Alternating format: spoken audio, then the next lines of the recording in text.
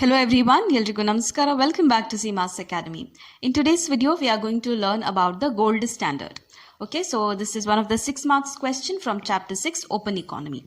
Now, what is this gold standard? See, gold standard ididdu, this was during the year 1870 to 1914. So, 1870 ಇಂದ 1940 ವರೆಗೆ gold standard ಅನ್ನೋದು ಇತ್ತು. Now, gold standard, it means that all the currencies were defined in terms of gold. So, gold inalli ella currency anna define ಮಾಡ್ತಾ ಇದ್ರು. For example, what does this mean? See, it means that suppose $1, $1 if we say that 1 gram of gold. So $1 ಅಲ್ಲಿ 1 gram of gold ಇದೆ ಅಂತ ಹೇಳಿದ್ರೆ ಆ ಟೈಮಲ್ಲಿ 1870s to 1914 ಟೈಮಲ್ಲಿ 1 gram of ಗೋಲ್ಡಿನ ರೇಟ್ ಎಷ್ಟಿದ್ದಿರ್ಬೋದು? It might be around 500, I don't know, this is back then in 1970s. 500 ಇದ್ದಿರ್ಬೋದು, ಅದಕ್ಕಿಂತ ಕಡಿಮೆನೂ ಇರಲಿಕ್ಕೆ ಸಾಧ್ಯ ಇದೆ ಅಲ್ವಾ? So $1 is equal to 1 gram of gold ಅಂತ ಹೇಳಿದ್ರೆ, ಸೊ 1 ಗ್ರಾಮ್ ಆಫ್ ಗೋಲ್ಡಿಗೆ ಆ ಟೈಮಲ್ಲಿ 500 ಅಂತ ಇದ್ರೆ, so $1 is equal to how much ಆಯಿತು? It becomes $1 is equal to 500. So this is how they determined the value of the currency in terms of gold. Now how do we determine the exchange rate? ಹೇಗೆ exchange ನಡೀತಾ ಇತ್ತು ಅಂದರೆ, let us assume that American ಡಾಲರ್ನಲ್ಲಿ $1 is equal to 2 gram of gold. If it was $1 is equal to 2 gram of gold, and if in some other country, if a country is using euros, then €1 is equal to 1 gram. Suppose €1 is equal to 1 gram idre, how to determine the exchange rate? It means that with the $1 I can buy 2 euros. ಹೌದಾ? So $1 is equal to 2 gram of gold and €1 is equal to 1 gram of gold ಅಂತ ಹೇಳಿದ್ರೆ $1 is equal to ಎಷ್ಟಾಯಿತು? $1 ಅಲ್ಲಿ ನೀವು 2 ಯೂರೋಸ್ಗಳನ್ನು purchase ಮಾಡಬಹುದಿತ್ತು ಅಲ್ವಾ? So this is how we were fixing the exchange rate in the gold standard. Now, so here I have written all the currencies were defined in terms of what? In terms of gold. Then domestic currency was freely convertible at fixed price into gold. For example, if 1 unit of currency A, the same example that I have cited here, if 1 unit of currency A was worth 1 gram of gold and currency of country B was worth 2 gram of gold, then currency B would be worth twice as much as the currency A. ಅದೇ ಇಲ್ಲಿ ಹೇಳಿರುವಂಥದ್ದು. $1 is equal to 2 gram ಆದರೆ and €1 is equal to 1 gram of gold ಆದರೆ ಈ $1 ಏನಿದೆ that can purchase twice the worth of euros. Alva? So that is said in this statement. Then according to mercantilists, now who are these mercantilists? See, mercantilists are those people who believe that as and when our gold increases, gold reserves increases, that is good for the position of the economy. So ಒಂದು ದೇಶದಲ್ಲಿ ಇರುವಂತಹ gold reserves increase ಆದರೆ ಅದು ನಮ್ಮ ಆರ್ಥಿಕ ವ್ಯವಸ್ಥೆಗೆ ಒಳ್ಳೆಯದು ಅನ್ನೋ ಕಾನ್ಸೆಪ್ಟ್, ಆ ಮೈಂಡ್ ಸೆಟ್ ಅನ್ನ ಇಟ್ಕೊಂಡಿರುವವರಿದ್ದಾರಲ್ಲ ಅವರನ್ನ ಮರ್ಕೆಂಟೈಲಿಸ್ಟ್ಸ್ ಅಂತ ಕರಿತಾ ಇದ್ವಿ. ಸೊ ಈ ಮರ್ಕೆಂಟೈಲಿಸ್ಟ್ ಏನು ಹೇಳ್ತಾ ಇದ್ರು? According to mercantilist they said that if imports increases, ಒಂದು ವೇಳೆ ನಮ್ಮ ಕಂಟ್ರಿಯ ಇಂಪೋರ್ಟ್ಸ್ ಇನ್ಕ್ರೀಸ್ ಆದರೆ ಅಂದರೆ ನಾವು ಬೇರೆ ದೇಶದಿಂದ ವಸ್ತುಗಳನ್ನು ಸರಕುಗಳನ್ನು ತರಿಸುವಂಥದ್ದು ಇನ್ಕ್ರೀಸ್ ಆಗ್ತಾ ಹೋದರೆ ಏನಾಗುತ್ತೆ? ಬ್ಯಾಲೆನ್ಸ್ ಆಫ್ ಪೇಮೆಂಟ್ ಡಿಫಿಷಿಟ್ ಇರುತ್ತೆ. Deficit in the sense, now ನಮ್ಮ imports are greater than the exports. This and all we have seen while we studied the balance of payment, balance of trade. So imports are greater than the exports. So import ಮಾಡಿದಾಗ ಏನು ಮಾಡಬೇಕು? ನೀವು ಹಣವನ್ನು ಹೊರದೇಶಕ್ಕೆ ಕೊಡಬೇಕು. You have to make payment for the goods that you have purchased. Correct ಅಲ್ವಾ? Which means payment ಯಾವುದರ ರೂಪದಲ್ಲಿ ಆಗ್ತಾ ಉಂಟು? ಈಗ in the gold standard payment is happening on the basis of gold. ಯಾಕಂದ್ರೆ ಆ ಟೈಮಲ್ಲಿ ಮನಿ ಅನ್ನೋ ಕಾನ್ಸೆಪ್ಟ್ ಎಕ್ಸಾಕ್ಟ್ ಆಗಿ ಇನ್ವೆಂಟ್ ಆಗಿರಲಿಲ್ಲ. So dealing was happening in the gold.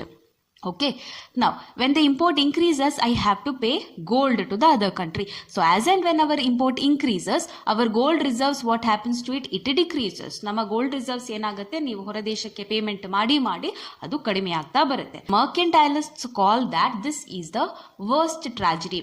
Why? Because our gold reserves are depleting. ನಮ್ಮಲ್ಲಿ ಇದ್ದಂತಹ ಗೋಲ್ಡ್ ರಿಸರ್ವ್ಸ್ ನಾವು ಬೇರೆ ದೇಶಕ್ಕೆ ಪೇಮೆಂಟ್ ಮಾಡ್ತಾ ಇದ್ದೇವೆ, ನಮ್ಮಲ್ಲಿ ಗೋಲ್ಡ್ ರಿಸರ್ವ್ಸ್ ಕಡಿಮೆ ಆಗ್ತಾ ಇದೆ. ಇದು ಟ್ರಾಜಿಡಿ, ವರ್ಸ್ಟ್ ಸಿಚುವೇಶನ್ ಅಂತ ಹೇಳ್ತಾರೆ. ದೇರ್ಫೋರ್ ಈ ತರ ಸಿಚುವೇಶನ್ಸ್ ಅಂದ್ರೆ ಇಂಪೋರ್ಟ್ ಜಾಸ್ತಿ ಆಗ್ತಾ ಹೋಗುವಾಗ ಸ್ಟೇಟ್ ಏನು ಮಾಡಬೇಕು? What is the role of the government? Is that it should intervene through quotas, tariffs or subsidies on exports. So this quotas, tariffs, subsidies means these are techniques used by the government. Okay, so government ಈ import ಗಳನ್ನ stop ಮಾಡ್ಲಿಕ್ಕೆ ಅಥವಾ ಹೆಚ್ಚಿನ import ಗಳ ಮೇಲೆ ಕಡಿವಾಣವನ್ನ ಹಾಕ್ಲಿಕ್ಕೆ use ಮಾಡುವಂತಹ ಒಂದು technique. For example, government might say that ನೀವು 100 ಗೂಡ್ಸ್ ಅನ್ನ ಮಾತ್ರ ಇಂಪೋರ್ಟ್ ಮಾಡ್ಕೊಳ್ಬಹುದು, ಆ 100 ಗೂಡ್ಸ್ಗಿಂತ ಹೆಚ್ಚು ಇಂಪೋರ್ಟ್ ಮಾಡಿದ್ರೆ ನಿಮಗೆ ಹೆಚ್ಚಿನ ಟ್ಯಾಕ್ಸ್ ಅನ್ನ ಹಾಕಲಾಗುತ್ತೆ. So this is one technique of curbing the imports or reducing the imports. Okay, so according to the mercantilist, state should intervene, or the government ಮಧ್ಯಪ್ರವೇಶ ಮಾಡಬೇಕು ಯಾವಾಗ ಇಂಪೋರ್ಟ್ ಹೆಚ್ಚಾಗ್ತಾ ಇರುವಾಗ. ಯಾವುದರ ಮೂಲಕ? Tariffs, quotas, subsidies on exports ನ ಮೂಲಕ ಅದು ಇಂಟರ್ವೆನ್ಷನ್ ಅನ್ನ ಮಾಡಬೇಕು whenever there is excess of imports, so that our gold reserves do not drain off. ನಮ್ಮ ಗೋಲ್ಡ್ ರಿಸರ್ವ್ಸ್ ಅನ್ನ ಹೊರ ದೇಶಕ್ಕೆ ಕೊಡೋದನ್ನ ಸ್ಟಾಪ್ ಮಾಡಲಿಕ್ಕೆ ಬೇಕಾಗಿ the government has to make efforts to stop the imports. So this is what told by the mercantilist. Now this is one argument. So ಇದು ಒಂದು ವಾದ ಆದ್ರೆ, there is one more argument given by David Hume. ಹೆಸರು ನೆನಪಲ್ಲಿ ಇಟ್ಕೊಳ್ಬೇಕು. ನಾವು according to David Hume, ಈ David Hume ಹೇಳ್ತಾರೆ, see, even though there is increase in imports, that is not going to affect the position of balance of payment of any country. BOP situation ಏನಿದೆ ಅದನ್ನ ಅದು effect ಮಾಡೋದಿಲ್ಲ. ಹೇಗೆ ಅಂತ ಅವರು explain ಮಾಡ್ತಾರೆ. So David Hume says that when country A, let us assume there are two countries, country A and country B. Okay, so country A ಈಗ ಅತಿಯಾಗಿ ಇಂಪೋರ್ಟ್ ಮಾಡ್ತಾ ಇದೆ, ಹೊರದೇಶದಿಂದ ತರಿಸ್ತಾ ಇದೆ ಅಂತ ಹೇಳಿದ್ರೆ ಡೆಫಿನೆಟ್ಲಿ ಅದು ಪೇಮೆಂಟ್ ಮಾಡಬೇಕು. ಗೋಲ್ಡ್ ರಿಸರ್ವ್ಸ್ ಏನಾಗುತ್ತೆ? ಕಡಿಮೆ ಆಗ್ತಾ ಹೋಗುತ್ತೆ. ದೆನ್ ಕಂಟ್ರಿ ಬಿಗೆ ಏನಾಗುತ್ತೆ? ಅವರಿಗೆ ಡೆಫಿನೆಟ್ಲಿ ಎಕ್ಸ್ಪೋರ್ಟ್ ಹೆಚ್ಚಾಗ್ತಾ ಇದೆ. ಒಂದು ಕಂಟ್ರಿ ಇಂಪೋರ್ಟ್ ಮಾಡ್ತಾ ಇದೆ ಅಂತ ಹೇಳಿದ್ರೆ ಆ ಕಂಟ್ರಿ ಇನ್ನೊಂದು ಕಂಟ್ರಿ ಏನ್ ಮಾಡ್ತಾ ಇದೆ? It is exporting, right? So export increase ಆಗ್ತಾ ಇದೆ. ಸೊ ಇವರಿಗೆ ಎಕ್ಸ್ಪೋರ್ಟ್ ಇನ್ಕ್ರೀಸ್ ಆದಾಗ ಇವರಿಗೆ ಹಣ ಬರುತ್ತೆ. ಹಣ ಬರುದಂತ ಹೇಳಿದ್ರೆ ಇಲ್ಲಿ it is gold coming to the country. So the country is receiving gold reserves. So export increases, gold reserves also increases. So this much we know. All right, ಇನ್ನು ಏನಾಗುತ್ತೆ ಅಂದ್ರೆ, ಈ ಕಂಟ್ರಿ ಎ ಅಲ್ಲಿ ಇಂಪೋರ್ಟ್ಸ್ ಹೆಚ್ಚಾದ ಕಾರಣ ಅವರ gold reserves ಕಡಿಮೆ ಆಗುತ್ತೆ. ಯಾಕಂದ್ರೆ ಅವರು ಪೇಮೆಂಟ್ ಮಾಡ್ತಾ ಇದ್ದಾರೆ ಬೇರೆ ಕಂಟ್ರಿಗೆ, ಬೇರೆ ದೇಶಕ್ಕೆ, ಅಲ್ವಾ? So then prices will come down.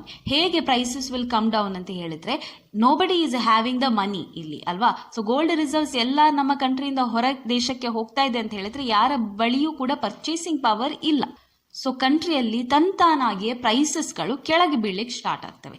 So when the prices start decreasing, what happens? There is no money in the hands of people. There is no gold reserves in the country. Enough reserves are not there to import from the another country. So import ಮಾಡುವಷ್ಟು ನಮ್ಮಲ್ಲಿ ಈಗ gold reserves ಇಲ್ಲ. ಆಗ ಆ country ಏನ್ ಮಾಡುತ್ತೆ? It starts producing on its own. ಯಾವ goods ಗಳನ್ನ ಅದು ಮೊದಲು ಬೇರೆ ದೇಶದಿಂದ ಪಡ್ಕೊಳ್ತಾ ಇತ್ತು, ಇಂಪೋರ್ಟ್ ಮಾಡ್ತಾ ಇತ್ತು, ಅದನ್ನು ಈಗ ಅದೇ ಪ್ರೊಡ್ಯೂಸ್ ಮಾಡಲಿಕ್ಕೆ ಸ್ಟಾರ್ಟ್ ಮಾಡುತ್ತೆ. Okay, so that is the situation of the country A. ಇನ್ನು ಕಂಟ್ರಿ ಬಿ ನ ಸಿಚುವೇಶನ್ ಏನಾಗಿದೆ? ಎಕ್ಸ್ಪೋರ್ಟ್ಸ್ ಇನ್ಕ್ರೀಸ್ ಆಯಿತು, ಗೋಲ್ಡ್ ರಿಸರ್ವ್ಸ್ ಇನ್ನಷ್ಟು ಇನ್ಕ್ರೀಸ್ ಆಯಿತು. ಸೊ ಅವರ ಬಳಿ ತುಂಬಾ ಗೋಲ್ಡ್ ರಿಸರ್ವ್ಸ್ ಇದೆ ಈಗ. ಸೊ ಗೋಲ್ಡ್ ರಿಸರ್ವ್ಸ್ ಹೆಚ್ಚಾದಾಗ ಏನಾಗುತ್ತೆ? Cost and prices increases. ಯಾಕೆ ಅಂತ ಹೇಳ್ತೇನೆ. ಸಿ, ಗೋಲ್ಡ್ ರಿಸರ್ವ್ಸ್ ಇನ್ಕ್ರೀಸ್ ಆಗಿದೆ ಅಂತ ಹೇಳಿದ್ರೆ purchasing power is more in the hands of people, ಅಲ್ವಾ? ಪರ್ಚೇಸಿಂಗ್ ಪವರ್ ಜಾಸ್ತಿ ಆದಾಗ ಡೆಫಿನೆಟ್ಲಿ ಪ್ರೈಸಸ್ ಕೂಡ ತಂತಾನಾಗಿ ಇನ್ಕ್ರೀಸ್ ಆಗ್ತದೆ. ನೀವು ನೋಡ್ಬೋದು, ಈ ಯುರೋಪಿಯನ್ ಕಂಟ್ರೀಸ್ ಇದೆಯಲ್ಲ, America and all, if you go there and if you ask one burger or eat or drink one coffee or tea, just imagine the prices there and just imagine the prices in India. Definitely the price is 10 times higher in America. ಯಾಕೆ ಅಲ್ಲಿ prices high ಅಂತ ಹೇಳಿದ್ರೆ, they have much purchasing power. Purchasing power ಹೆಚ್ಚಾಗಿದೆ, ಅವರ ಬಳಿ ಇರುವಂತಹ ಮನಿ resources ಕೂಡ ಜಾಸ್ತಿ, ಹಾಗಾಗಿ ಅವರ ಪ್ರೈಸ್ ಲೆವೆಲ್ ಕೂಡ ಜಾಸ್ತಿ. ಅವರಿಗೆ ನಮ್ಮ ಕಂಟ್ರಿಯಲ್ಲಿ ಬಂದು ಟೀ ಕುಡಿಯೋದು ಚೀಪರ್ ಅನ್ನಿಸ್ತದೆ, ಅಲ್ವಾ? ಸೊ ಅದೇ ರೀತಿ ಇಲ್ಲಿ ಎಕ್ಸ್ಪೋರ್ಟ್ಸ್ ಕಂಟ್ರಿ ಬಿಗೆ ಇನ್ಕ್ರೀಸ್ ಆದಾಗ ಅವರ ಗೋಲ್ಡ್ ರಿಸರ್ವ್ಸ್ ಡೆಫಿನೆಟ್ಲಿ ಇನ್ಕ್ರೀಸ್ ಆಗುತ್ತೆ, ಬಟ್ ಅದೇ ರೀತಿ ಅವರ ಕಾಸ್ಟ್ ಮತ್ತು ಪ್ರೈಸಸ್ಗಳು, ಬೆಲೆಗಳಲ್ಲಿ ಕೂಡ ಏರಿಕೆ ಆಗುತ್ತೆ. ಸೊ ಆಗ ಆ ಕಂಟ್ರಿ ಅವರು ಏನ್ ಮಾಡ್ತಾರೆ? ಅವರು ಎಕ್ಸ್ಪೋರ್ಟ್ ಮಾಡೋದನ್ನ ನಿಲ್ಲಿಸಿ ದೇ ವಿಲ್ ಸ್ಟಾರ್ಟ್ ಇಂಪೋರ್ಟಿಂಗ್. ಅವರು ಬೇರೆ ಕಂಟ್ರಿಯಿಂದ ಇಂಪೋರ್ಟ್ ಮಾಡಲಿಕ್ಕೆ ಸ್ಟಾರ್ಟ್ ಮಾಡ್ತಾರೆ. Now this country B will start importing from country A it self.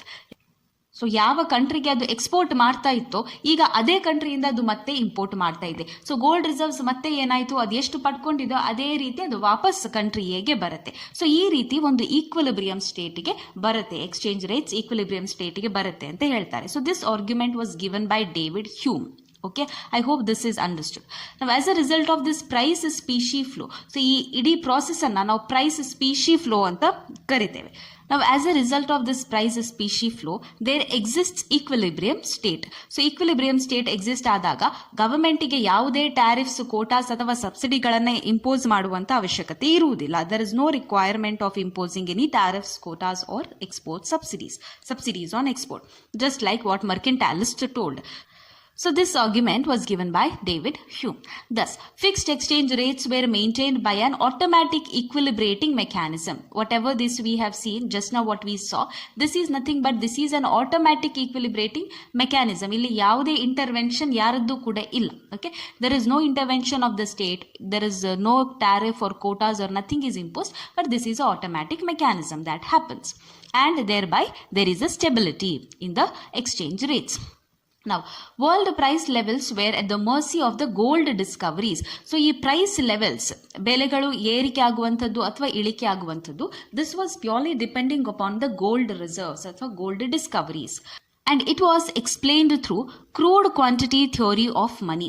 So they have written M is equal to KPY, crude quantity theory of money. See, crude quantity theory of money ಏನು ಹೇಳ್ತದಂದ್ರೆ, if the output increased by 4%, GNP ಅಥವಾ output 4% ಇಂದ increase ಆದ್ರೆ gold supply should also increase by 4%.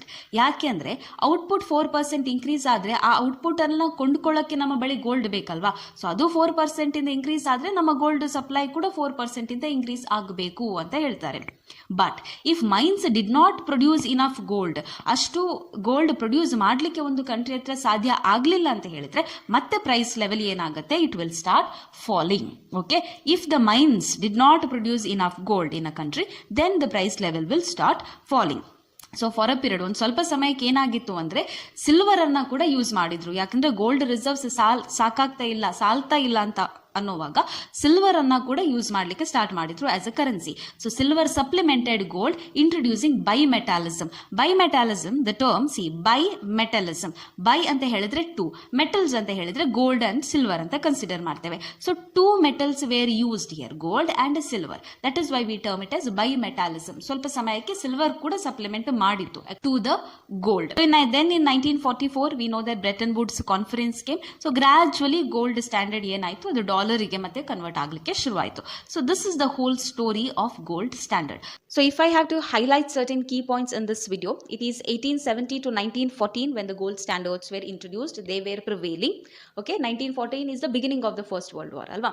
Then ಈ gold standard ಅಂತ ಹೇಳಿದ್ರೆ ಏನು ಅದನ್ನ ಬರೀರಿ. That is currencies were defined in terms of gold and give an example. Then write the argument of mercantilist. So mercantilist ಏನನ್ನ ಹೇಳ್ತಾರ ಅದನ್ನ ಬರಿಬೇಕು. Then according to David Hume, that argument also you have to write. What is the counter argument given by David Hume? Then price specie flow, crude quantity theory of money, bimetallism. So these are certain key points that you have to highlight in your answer. So yes, that is it for today's video. Thank you so much for watching the video. If you're finding the content useful, please do consider subscribing to my channel CMAS Academy. See you in the next video. Till then, take care. Bye. Namaste.